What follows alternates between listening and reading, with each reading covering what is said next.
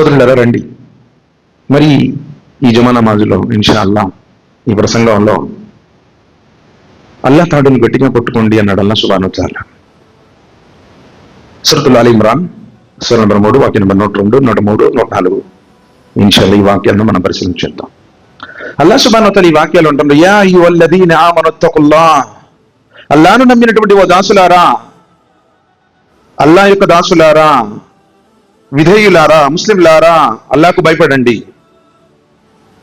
హక్క తుకాతిహి, ఏ విధంగా భయపడాలో ఆ విధంగా, ఎక్కడి దాకా భయపడడానికి హక్కు ఉందో అక్కడి దాకా, ప్రతి క్షణం, ప్రతి చోట, ప్రతి కార్యంలో, అది దీనిపరమైనదైనా దునియాపరమైనదైనా, ఎక్కడదైనా సరే, పెళ్లిదైనా, పేరెంట్ అనేదైనా, ఏ విషయంలోనైనా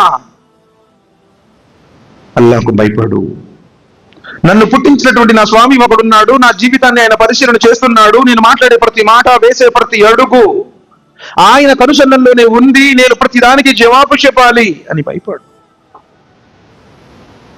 ఏ వ్యవహారమైనా సరే న్యాయబద్ధంగా, ధర్మబద్ధంగా, షరియత్కు అనుగుణంగా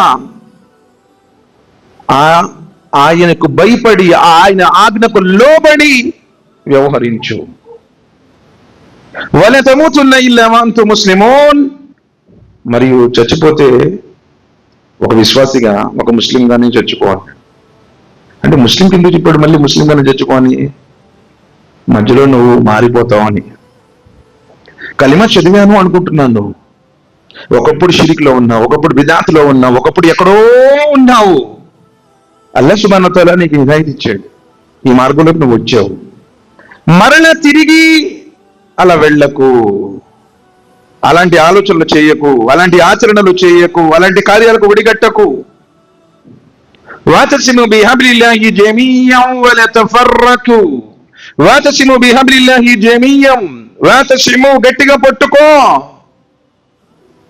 అల్లాహ్కు భయపడమని ముందు వాక్యంలో చెప్పాడు, ఎలా భయపడాలో అలా భయపడమని చెప్పాడు.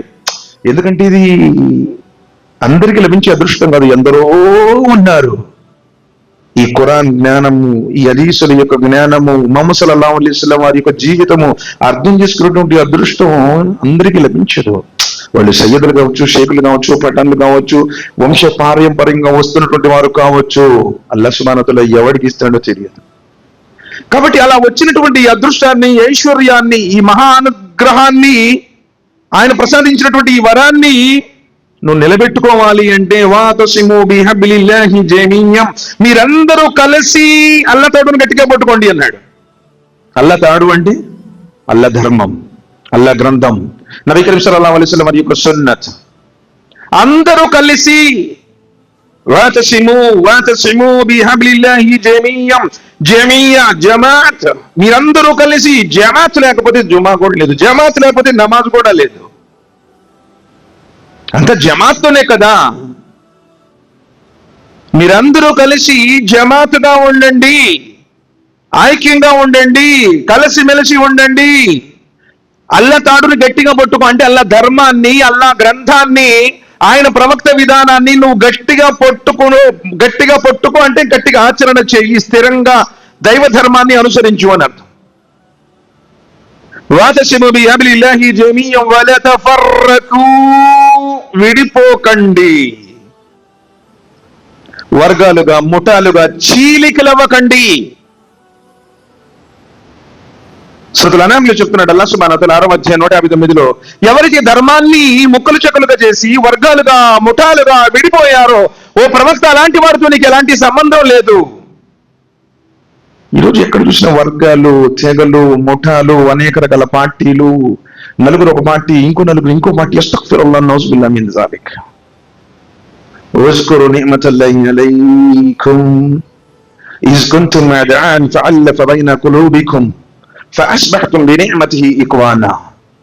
వజ్కురు నిఅమతల్లాహి అలైకుం, అల్లాహ్ సుబ్హానహు వ తఆలా మీకు ప్రసాదించినటువంటి అనుగ్రహాన్ని గుర్తు తెచ్చుకో. అసలు ఎవరు నువ్వు?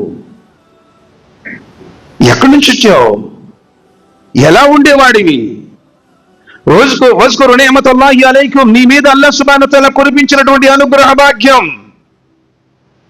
ఎక్కడో అజ్ఞానందకర చీకట్లలో తచ్చాడేటువంటి నీకు, ఎక్కడెక్కడో తిరిగేటువంటి నిన్ను అల్లాహ్ సుబ్హానహు వ తఆలా తన ధర్మానికి ఆచరించేటువంటి అదృష్టాన్ని ప్రసాదించాడు. వజ్కురు నిఅమతల్లా, వజ్కురు గుర్తు తెచ్చుకో నిఅమతల్లా, అల్లాహ్ యొక్క అనుగ్రహాలు అలైకుం నీ మీద.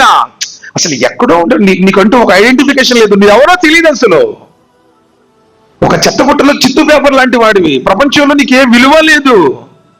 ఏ ఆర్గనైజేషన్ లో ఉన్నాను, ఏ కోటీశ్వరుడు అనను, అల్లాహ్ సుబ్హానహు వ తఆలా నీకు ఈ భాగ్యాన్ని ఇచ్చాడు కాబట్టి ఈ స్థాయి వచ్చింది.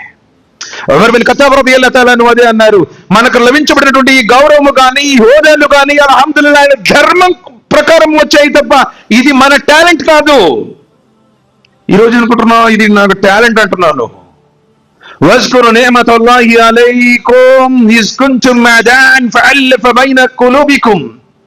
ఇంతకు ముందు మీరు శత్రువులుగా ఉండేవారు. ఎవరు? మీ కులం వేరు, మీ ప్రాంతం వేరు, మీ ఊరు వేరు, అసలు నువ్వు ఎక్కడెక్కడో ఉన్నాడు, ఒకటి కూడా సంబంధం లేదు, రక్తబంధం లేదు, బంధుత్వాలు లేవు, కలిసిమెలిసి వ్యాపారాలు చేసింది లేదు, ఎక్కడో ఉన్నాం. ఈ ఇంటి పేర్లు వేరు, ప్రాంతాలు వేరు, ఊళ్ళో అసలు ఒకరికొకరికి పరిచయం లేదు అన్నాడు. వాళ్ళ గురించి చెప్తున్నాడు. ఇంతకు ముందు మీరు శత్రువులుగా ఉండేవారు, ఒకరికొకరు పరిచయం లేదు, ఒకరికొకరు సంబంధం లేదు.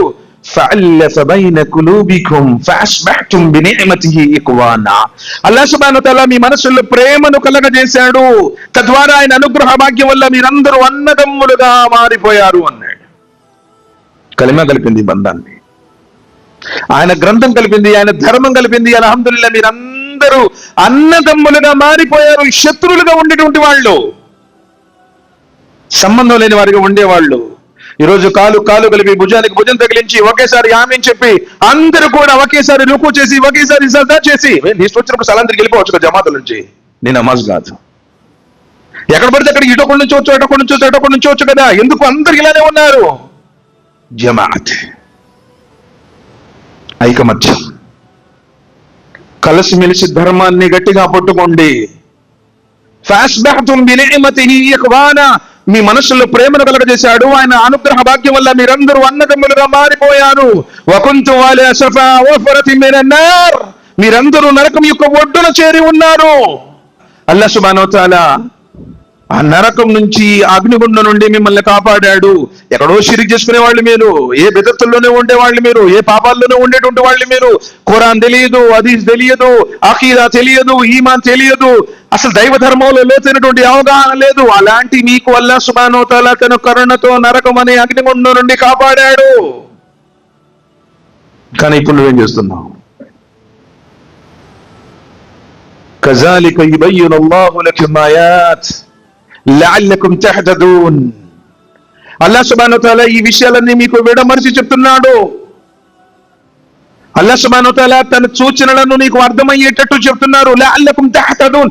ఇప్పుడైనా నువ్వు సన్మార్గ భాగ్యాన్ని పొందుతావని, నువ్వు ఇప్పుడైనా సరైనటువంటి గైడెన్స్ లో వస్తావని. కోరికలకు బానిసలైపోయామండి, మనసు చెప్పినట్టు అనుసరిస్తున్నాం. ధర్మం ఉంది తెలుసు, కానీ ఆ ధర్మాన్ని ఈ రోజు మనం విడనాడాము, మనోవాంఛల దాసులయ్యాము. స్వల్ప ప్రాపంచ ప్రయోజనాల కోసం, ఈ కుర్చీ కోసం, హోదా కోసం, పేరు కోసం, లేదు ధనం కోసం, అనేక రకాల కారణాలతో తిరిగి మరలా విడిపోయాం. వల్తకుం మిన్కుం ఉమ్మతున్ యద్ఊన ఇలల్ ఖైర్. దాని కండిషన్ లో చెప్తున్నారు.